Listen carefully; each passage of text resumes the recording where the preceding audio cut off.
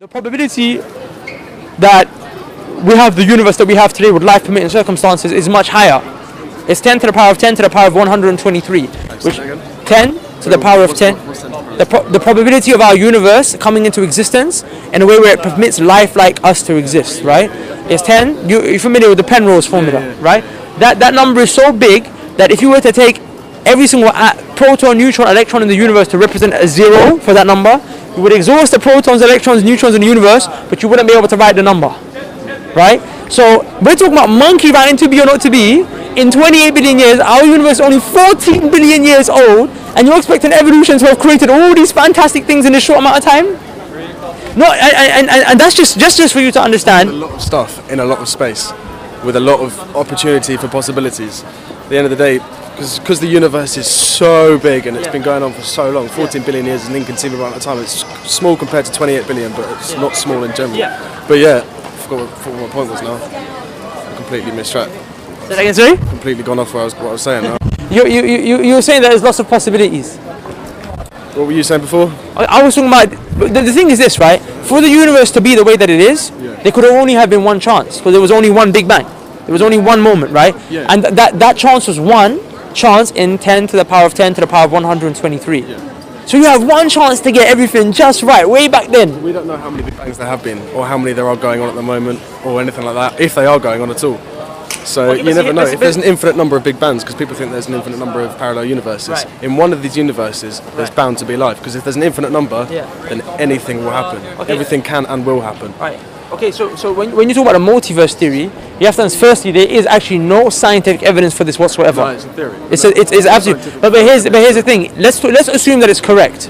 There would still have to be that first universe that came into existence by means of which all these other universes. Because humans, well, I say human, we can't comprehend there not being a beginning or an end. There has to be a beginning and an end for us to be able to comprehend it, otherwise we can't make sense of it. Not for us to comprehend it. Yeah, it just hasn't been going on forever. There isn't, time doesn't exist. Okay, so let me explain it to you, right? If you say that there had to have been because then you go into the absurdity of the infinite regress, yeah? If I say that there was a universe that created this universe, and that universe created this universe, and that created this universe, and that created this universe, it would go on for infinity. Let me give you an example. Say I'm a soldier in the army, and you play Call of Duty? Yeah. Okay. So say I've got a sniper and I've got the sniper scope right on his head. And I'm about to shoot him. But before I shoot him, I have to ask the commander behind me. So I turn back and I say, "Sir, can I shoot him?" And imagine he says, "No, I have to ask the one behind me." And then he says, "I have to ask the one behind me." If this went on for infinity, would I ever get to pull the trigger? Well, no. Because the request to pull the trigger would be infinitely in the past. Now let's apply this to the universe. If there was a universe that created this universe, and a universe that created this universe, a universe that created this universe, this would go on for infinity. But the multiverse theory doesn't come from universes creating universes, it comes from universes being created everywhere, all the time. And there's infinite number of them. Right, so there's... creating each other, they're just there, and they always will be, and they always have been. The multiverse theory is that there's universes coming out of other universes. So a universe... Parallel universes, that they're not coming out of each other, they live next to each other. They're like, there's so many theories. There's theories where all the universes are flat and they kind of sit next to each other like that. So which one are you saying that the universe always existed and that's it? That's my personal theory, yeah. But we know this universe. The Big Bang happened, but I mean, there's always been something. Okay, but that's what I'm saying. So if the Big Bang happened, if this universe exists, this universe didn't always exist. We know that, right? We have astrophysical evidence to show that the universe didn't always exist. So this universe has to have come from somewhere. That's what we think. But why does stuff have to come from somewhere? That's just it can't come from nothing. Why not?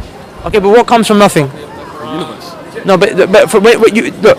Understand? I know, it's no. inconceivable. It's not that it's inconceivable. Okay, it's inconceivable for a reason, because it's impossible. Look. If I tell you that there's a whole lot of nothingness, there is absolutely nothing in here. At least when you say that it comes from another universe, there's a cause. But you're saying that something is totally uncaused, right? Yeah. That's worse than believing in magic. Do you believe in magic? No, I don't believe in magic. Because at least when the magician pulls the rabbit out of the hat, there's a hat in which he pulls the rabbit out of. But I don't know. But what caused God then? If that's what caused God then? Yeah, well, see, okay, so that's the thing, right? If we go through this theory of they're having to, something has to cause something, something has to cause something. If I say who created the God, who created the God, who created the God, who created the universe, this would go on for infinity. And this universe wouldn't have come into existence because infinity has no beginning, no ending, no middle. So we would not actually get to the present time in which the universe was created. This is why Richard Dawkins in his book The God Delusion in chapter 4, he affirms to the fact that there has to have been a first cause. But what he says is, he says the first cause was the universe. But we say, hold up, how can, like that's what, the universe had to have also have, exactly, the universe also has to have a cause. I mean, look, Richard Dawkins, his only evidence is this, yeah? Are you familiar with him? Yeah. Okay, he says that the only reason I deny that there is an intelligent creator is because you have to now explain the creator, right? And the explanation is too complex. Now, our response to Richard Dawkins is that you don't need a best explanation. You don't need an explanation for the best explanation, because otherwise science would destroy itself. Because the whole point of science is to provide an explanation. But that means that he has to apply this to himself. Now he has to go into his laboratory, and when he explains something, he say, no, I can't. Before I publish this, I got to find an explanation for this explanation, and find an explanation of this explanation. If this went on for infinity, and you're infinitely providing explanations, what do you have at the end of it? No explanation. And the whole point of science is to do what? Provide an explanation. I get what you mean, yeah. But I don't know. So that's why I'm saying that. That's why when we have a creator, we have a cause of the universe. If you say there's a million universes, fine. Our scholars, for example, Ibn Taymiyyah, he mentioned that there was a possibility of a multiverse 500-600 years ago, because the Quran mentions that in the first line of the Quran, Alhamdulillahi Rabbil Alameen, all praise and thanks is to the master of all the worlds. So they're like, from this week, we have no problem. There could have been other universes, and they actually came up with these theories 500-600 years ago. You see what I'm saying? Yeah. So I got no problem, but ultimately you still have to have one cause that kicked it all off. Yes, what kicked God off? That's what I mean. But that's God is God outside of that. He doesn't. That's what I'm saying. Because if he wasn't, if God was cause, we wouldn't be cause.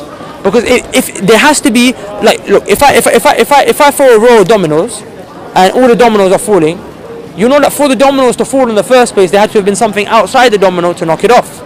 There had to have been a cause outside it. You see what I'm saying? That was not part of the domino chain. The same way with the creator, I told you that this universe needs a cause, right? But if you have a cause, and that cause is a cause, and that cause is a cause, assuming this cause is God, and it goes on for infinity, you would never actually get to the final cause who caused this universe, because it's infinite. Yeah. So that means we wouldn't exist. But do we exist? We do. But that means we're evidence to the fact that whatever our cause is, was one cause. Could have been the Big Bang. Okay, but the Big... I literally have no answer. I can't think of what could have caused the Big Bang. Okay, but that's what I'm thinking, right? So, because the Big Bang... Look, give it time, scientists will prove it. Okay, but that's the thing. You know why scientists can never prove it? Because it's outside of the natural world. It's impossible. Right. But it's conceptually, you see how simple it is. It's like 1 + 1. Look, this is the deductive argument. Everything that begins to exist has a cause. Agreed. Yeah. The universe began to exist. Agreed. So that means the universe had a cause. Does that mean God doesn't exist then? Say that again? In order for God to exist, must he therefore be caused? No, but I explained to you how God can't be caused. How God is. But I said everything that caused, then he can't possibly. No, but that's the thing. I said everything that begins to exist has a cause. God never began. Yeah, he just exactly, necessarily. And hard to comprehend.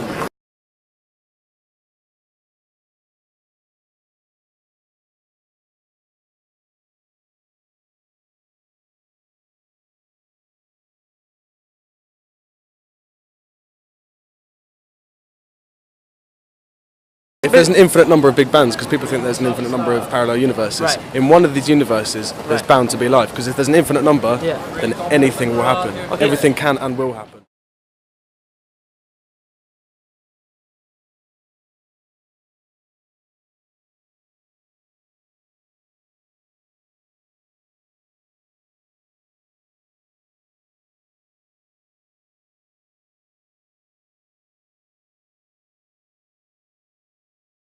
Okay, you have mathematicians, you have scientists, physicists, even for example Richard, Professor Lawrence Krauss, you have Richard Dawkins, all these people, none of them argue to the fact, even Stephen Hawkins, Roger Penrose, they don't dispute the fact that there had to have been an uncaused cause. They just differ over what the nature of the cause is. They say it was a master, mother universe. You know, they have the theory of the landscape. the multiverse theory called the landscape, right? I know there's many different string theory, M theory, so on and so forth, but one of them is, that falls into it is the landscape, where they say that there's like a mother universe that kicked it all off. But we're like, when you say mother universe, you're just changing the name. You call it mother universe, I call it God. But we talk about the same thing. I guess, yeah, that makes sense. Yeah, I know what you mean.